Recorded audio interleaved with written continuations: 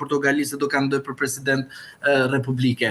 Pra do të thotë që antarësimi i vendit tonë në Bashkimin Evropian bëhet dhe në kuadrin politik dhe jo vetëm ligjor ose të rekomandimeve. Pra do të thotë Shqipëria nga Departamenti i Shtetit Amerikan ende quhet një vend i korruptuar, por Rama takohet me funksionar të Amerikës. Qartë. Pra, zgjedhjet në Shqipëri zhvillohen, por disa shtete thënë zoti Rama urime suksese për fitoren tuaj. Ai nuk do futet të thotë që unë do të marr rolin e popullit shqiptar. Populli shqiptar duhet të ndërgjegjësohet dhe të marrë rolin e popullit. Dhe jo të bëhet amator dhe të thotë të vi një huaj të shpëtoj Shqipërinë. Zotëri, nuk shpëton Shqipërinë asnjë huaj përveç popullit shqiptar. Asnjë ambasador nuk merr rolin të bëj avokatin e popullit shqiptar, se ai ndiqet politikisht dhe juridikisht nga shteti i tij që bën tradhti kombëtare. Është shumë e qartë kjo gjë. Unë nuk e kuptoj disa shqiptarë që thënë ishte Jurikim, po bënte rolin e shqiptarëve, po ishte si shqiptare. Është mashtrim total ai. Ajo në rast se do të bënte rolin e shqiptarëve, duhet të ishte në shtetet shqiptare dhe jo ambasador i Shteteve të Bashkuara të Amerikës. Pra do të thotë që duke marrë në konsiderat të gjithë planin dhe rolin e tyre si Shtetet e Bashkuara të Amerikës, si Bashkimi Evropian, ne duhet të kuptojmë si popull që ne kemi sovranitetin, ne jemi zot të shtëpisë tonë, të huajt, thjesht janë turista, rrinë 3 vjet, marrin para nga vendit tyre, na thënë ne reforma shumë e madhe reforma dhe në fund fare, çfarë ndodh? Unë edhe ti shkojmë në gjykat, avokat thënë pse vonohet gjyqi. Pa ishte Jurikim që thoshte reforma është speciale, a ishte ajo ambasadorja e Bashkimit Evropian një Romana Vllautin. Ajo po, e thoshte për reformë, po hajde tani ftoj atë dhe thuaj hajde me mua në gjyq të shikosh se si shkon nga 2020 deri në 2025, në akoma jemi në gjyq, në shkallë të parë. Dhe në 2017 po shqyrtohet tani në 2025 në gjykatën e apelit. Pra, reforma erdhi nga amerikanët, europianët, që bërën lavazh trurit të këtij popullit, që ky popull kur shkon përballë në gjykat, shikoj të vërtetën, sepse kur ti nuk përballesh në gjykat, nuk përballesh me të vërtetën, normalisht raportet që dalin këtu ose raporte me 9 faqe që ta nxjerr një eurosocialist, normalisht të duken bukur, sepse thua, ua sa bukur e tha ky. Por e vërteta është atje ku dhem plaga, atje shko bëhet shërimi. Dhe nuk bëhet shërimi ashtu siç e thonte ambasadorja e Shteteve të Bashkuara të Amerikës, po unë mendoj që ishte ambasadore e Partisë Demokratike Amerikane dhe kurse si të një vendit demokratik si janë Shtetet e Bashkuara të Amerikës. Prandaj duhet të dallojmë kush është ambasador i vendit të tij dhe kush është i zoti i vendit të tij. Prandaj Donald Trump është biznesmen, është politikan dhe është për interesin e Shteteve të Bashkuara të Amerikës dhe të amerikanëve. E pat besoj luftën në Iran. Qartë. Mos futem atë se s'dua të bëjmë. Qartë, do futemi një ditë tjetër atje. Jo, nuk dua, po thjesht ja them si shembull. Nuk do futem në atë pjesën që të merrem edhe me politikën e jashtme, por dua të them që populli jon të kuptojë këtë gjë dhe duhet ta kuptojmë. Europianët, amerikanët punojnë për vendet e tyre. Është momenti që ne si popull të punojmë për vendin ton dhe mos të merremi që një huaj do të bëjë Shqipërinë. Është një perceptim i gabuar i qëllimit. Do të them një rast tjetër dhe ta fillojmë me rastin që e nisëm. Do të thoni ju, mentaliteti. Jo, nuk duhet t'ja vendosim faj mentalitetit.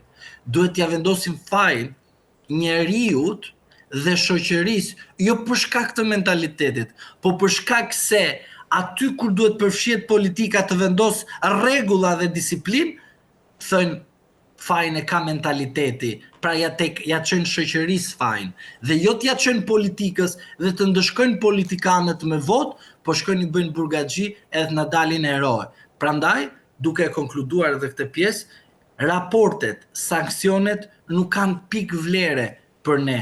Ne duhet të jemi të ndërgjegjshëm që ne kemi votën dhe ne duhet të ndëshkojmë atë që meriton, po jo të merrim me statistika, sepse na pëlqen t'i kemi sa për sy e faqe. Qartë. Avokat, unë të falenderoj për bisedën edhe për opinionet. Edhe unë ju falenderoj shumë për ftesën. Ishim me avokat Gylsen Zhlimën, folëm për aktualitetin politik në Shqipëri, fokusuar tek ngjarja e rëndë e Fierit si fillim dhe më pas tek politika dhe tek drejtësia. Një shkëputje e shkurtër, menjëherë rikthehemi. Jemi rikthyer në këtë pjesë të dytë aktualitet për të vijuar në fakt me atë se çfarë nisëm pjesën e parë me ngjarjen e rëndë të fshatit Sheqisht në Patos, në Fier, atje ku babai 36-37 vjeçar dyshohet se ka abuzuar për vite me radhë me vajzën e vet të mitur. Ai tashmë gjendet nën mas aresti dhe pamjet janë bërë publike të masës të arrestimit të tij dhe të kapjes nga policia, ndërkaq që vajza është dërguar në kryeqytet për rehabilitim psikologjik. Është një ngjarje e cila po zhvillohet dhe dalin informacione të herpashershme, një ngjarje mjaft e rëndë. Për të folur pikërisht për këtë ngjarje dhe për këtë situatë edhe në një kuadër pak më të gjerë social se sa thjesht ngjarja në vetvete, por në kuadrin e abuzimit ndaj grave dhe vajzave në mënyrë të strukturuar, në mënyrë shoqërore, unë kam kënaqësinë që të kem lidhje të drejtë për drejtë me mua Rudina Koromanin, psikologe. Rudina, shumë faleminderit që jemi së bashku për të folur për këtë ngjarje. Përshëndetje Egon dhe faleminderit juve për ftesën. Unë e kam shumë të vështirë, është vërtet një nga rastet kur unë e kam shumë të vështirë që të jem në këtë pozicion që jam, edhe nuk po e them thjesht sa për të kaluar radhën, por e kam të vështirë dhe e ndjej që fjalët duhet i zgjedh me shumë kujdes, kështu që ndjej mirë që përballë meje kam një psikologe dhe një person i cili do të më ndihmojë që ta orientojmë bisedën, e cila është kaq e ndjeshme në një mënyrë, po them, korrekte dhe të duhur dhe gjithashtu sensibilizuese për opinionin publik. Unë fakt do doja ta nisja me një pyetje, si shpjegohet psikologjikisht një akt kaq ekstrem sa ai ndodhur aty në Sheqisht, në Patos. Pra, nëse Çdo i ndaluar ka prezumimin e pafajësisë, sigurisht, edhe 36 vjeçari prezumohet i pafajshëm derisa gjykata të vërtetojë të kundërtën. Por po flasim si dukuri.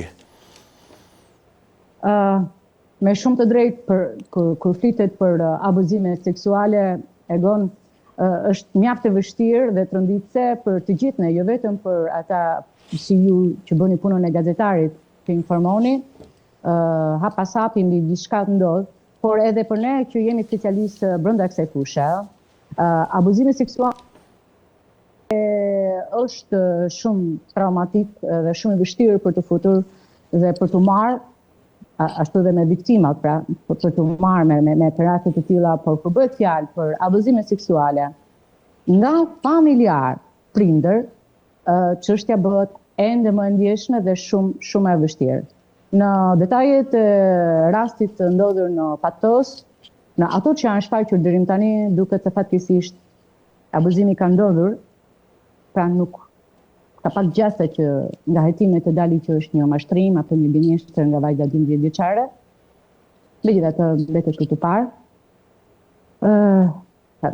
Faktet që janë raportuar nga jema disa detaje të vogla, rrëfimi që ka bërë vajza para psikologët dhe disa detaje që për ne specialistët bëjnë sens dhe çojnë drejt një të vërtete të lidhur, duket se ngjarja e Ferit kemi të bëjmë vërtet me një abuzim seksual të ndodhur, aq më tepër dhe raportimi i babait, i cili raporton se e ka kryer vetëm një herë këtë rast, pra përforcojnë atë të vërtet të hidhur që askush nga ne nuk do ta dëgjojë, por që fatkeqësisht ka ndodhur.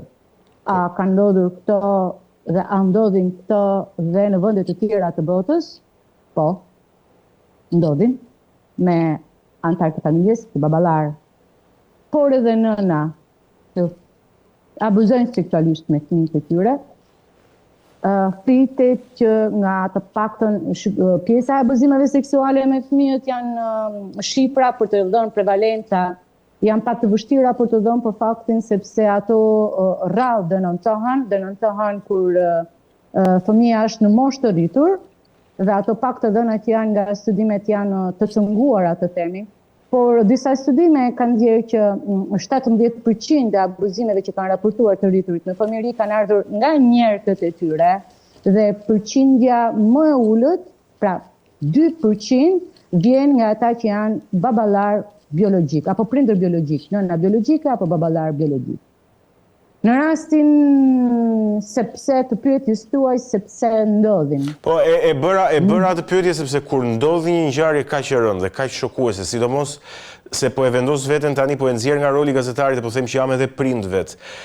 Sidomos për opinionin publik, njerëzit duan të kuptojnë arsyen, po si ndodhi, po si ka mundësi që ndodhi një gjë e tillë. Dgjoj, kemi të bëjmë me pedofili regresive, me sa kuptoj unë tu. Pra janë individ që e kanë represuar pedofilin e tyre, të cilët nuk mund ta kryejnë në qenie të tjera dhe ka gjetur mundësinë për ta kryer brenda familjes së tij. Pra, të gjitha të dhënat shenjë këtu. Pjesa e problematikave të tjera psikologjike të këtij burri, i cili babai, i cili ka kryer prej 7 vjetësh këtë akt me vajzën e tij që në moshën 5 vjeç, pra duket sikur ka gjetur formën për të kënaqur ato dëshira të tij në kushte të sigurta me vajzën e tij. Pra sigurisht që kemi të bëjmë me një profil psikologjik të deformuar dhe problematik. Nuk flasim këtu për një baba të shëndetshëm i cili ka përgjegjësi dhe roli primar i tij është për të siguruar fëmijën e tij, për të mbrojtur fëmijën e tij, për të siguruar gjithçka që fëmia kërkon. Ky baba që nuk vjen të kontrollojë instinktët e veta seks të gratikimit me njëhershëm, i cili e ka shtyr me mungesë kontrolli për të kryer këtë akt kaq të papranueshëm për ne kur bëhen publike. Pra themi sigurisht që kemi të bëjmë me një profil problematik, me probleme të shëndetit mendor.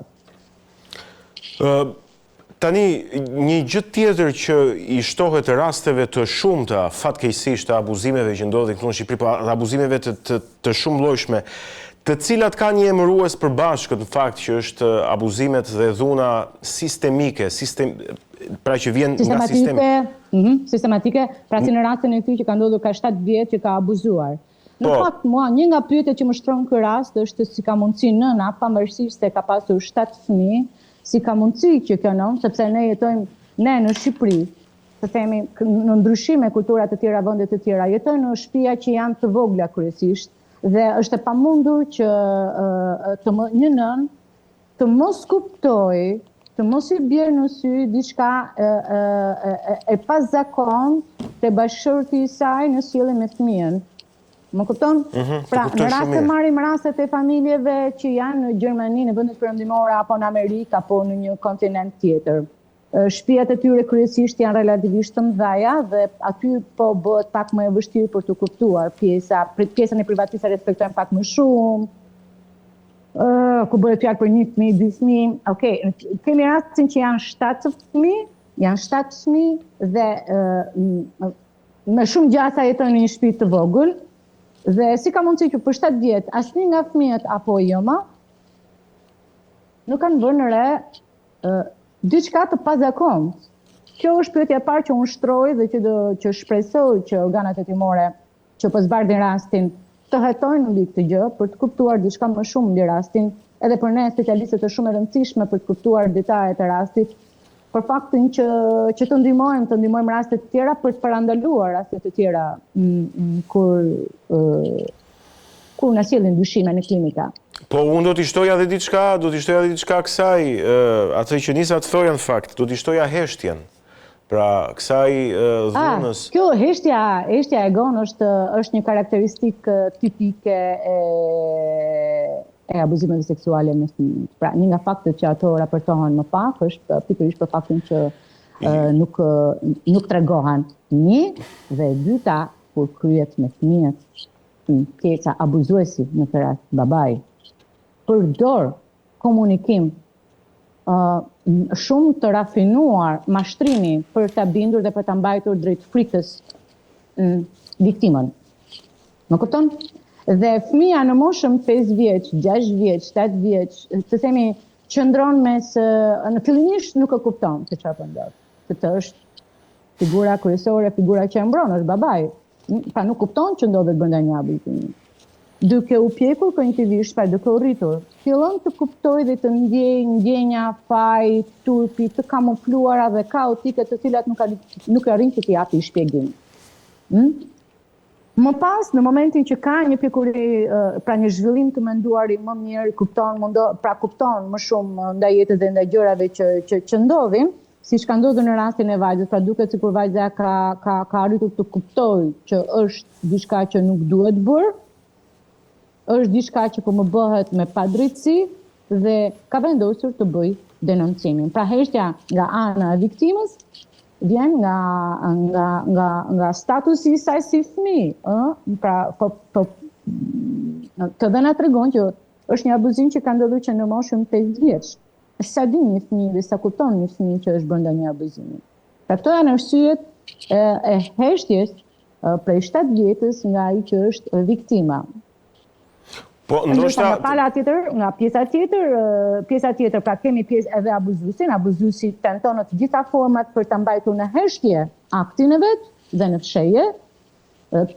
Kemi dhe palën e tretë që janë ata të cilët mund të denoncojnë në një kohë, pra themi nëse do kishim bërë diçka të tillë. Pra në këtë familje duket sikur askush s'ka para asgjë, as nëna as fëmijët e tjerë, motrat dhe vëllezërit. Dhe i është dashur vetë vajzës, pra në momentin që ka arritur të kuptojë diçka, dhe ka marrë vendimin dhe është larguar. Në fakt, Rudina, unë nuk dua që të implikoj me asnjë lloj fajësie, po them palët e treta, pra nënën në këtë rast, po thjesht dua të diskutoj si askush, edhe unë. Si fenomen. Unë e sjell në vëmendje si një dyshim që më vjen kur lexoj rastin. Megjithatë, gjithçka mbetet te organet kompetente të prokurorisë që po hetojnë rastin dhe e kanë marrë përsipër. Qartë. Të gjithë ne do ta ndjekim këtë rast deri në fund. Ajo që është qerçuese deri tani, brenda këtyre 24 orëve që është bërë publike, duket sikur ngjarja është e vërtetë dhe nuk kemi të bëjmë me një mashtrim apo një gënjeshtër të një adoleshente, siç ishte rasti i Kavajës, vajza në Kavaj e cila denoncoi fjatin, e cila rezultoi një mashtrim i adoleshentes. Qartë.